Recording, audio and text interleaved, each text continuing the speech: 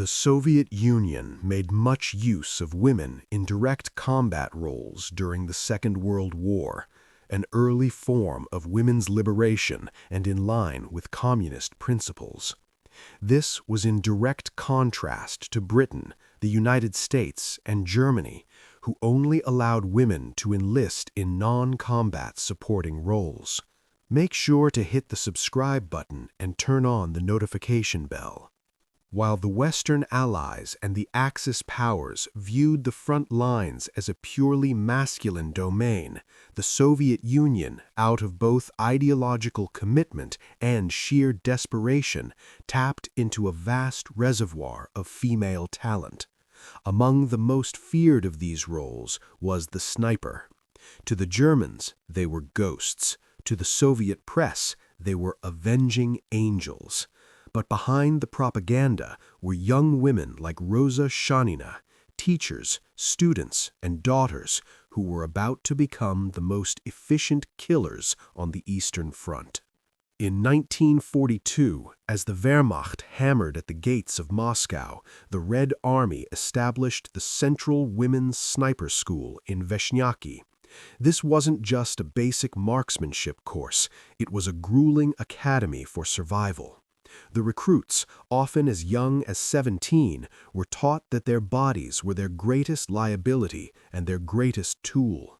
They spent hours practicing Maskirovka, the art of camouflage. They learned to blend into the gray rubble of shattered cities and the deep greens of the Belarusian forests. They were taught to calculate windage, elevation, and the lead for a moving target, often at distances exceeding 800 meters. Most crucially, they were trained in pairs, one shooter, one spotter. This sisterhood was vital. In the freezing silence of no man's land, your partner was your only connection to humanity. They were issued the iconic Mosin-Nagant 9130, a bolt-action rifle known for its punishing recoil and kick, fitted with a 3.5x PU scope. The training was so effective that graduates were instructed to never be captured alive. Every female sniper carried 2 grenades, one for the enemy and one for themselves. Roza Shanina's path to the front was forged in tragedy. Before the war, Roza was a vibrant 17-year-old who had run away from her village to study in the city of Arkhangelsk. She worked in a kindergarten, beloved by the children for her kindness. But when the Nazis invaded, the world Roza knew dissolved.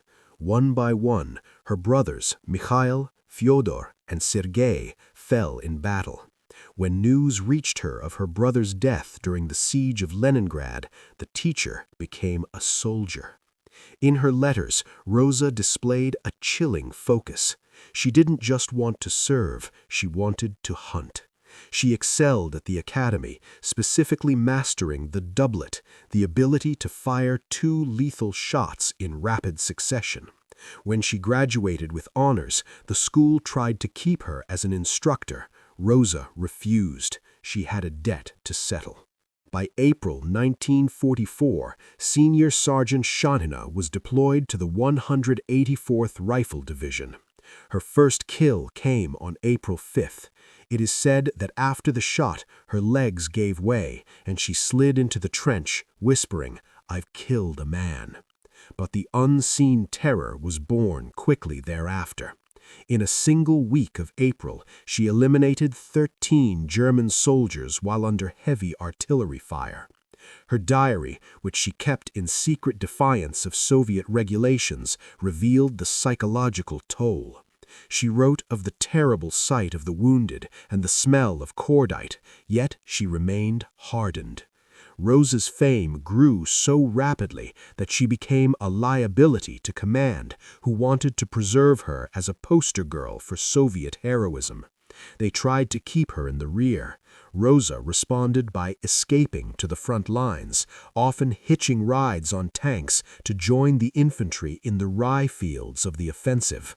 She even wrote to Stalin himself, pleading for the right to remain in the heat of the battle. The winter of 1944 saw the Red Army pushing into East Prussia, the heart of the Reich Germany. Here, the fighting became personal. Roza was frequently tasked with counter-sniping, the most dangerous game of all. For days, she would lie motionless in the snow, her white camouflage cloak masking her breath, waiting for an enemy sniper to make a single mistake. In her diary, she reflected on the loneliness of her position. "My heart is heavy. I am 20 years old and have no close friend." Despite the hundreds of soldiers surrounding her, she felt the isolation of a killer. Yet when a German sniper finally hit her in the shoulder in December 1944, she did not retreat. She patched herself up and was back in her hide within weeks. The end came in January 1945. Roza's unit was caught in a brutal German counterattack near the village of Ilmsdorf. Her battalion was being torn apart. 72 of the 88 soldiers in her group had already been killed. On January 27th, Roza saw a wounded Soviet artillery officer exposed to shell fire. Without hesitation, the unseen terror broke cover to shield him. A German shell exploded nearby, disemboweling her. She died the next day in a field hospital. Her final recorded words were a haunting lament. She regretted she had done so little for the motherland. Roza Shanina died with 69 confirmed kills, including 12 enemy snipers, but she was just one of 2,500 women who served as snipers for the Red Army. Together, they claimed over 11,000 kills. When Berlin fell 3 months later, the names of these avenging angels were carved into the stones of the Reichstag. They weren't just soldiers, they were a phenomenon that the world had never seen before and rarely has seen since. Roza Shanina remains the face of that sisterhood, a kindergarten teacher who became the unseen terror, proving that in the face of total war, the line between the nursery and the battlefield can vanish in the pull of a trigger.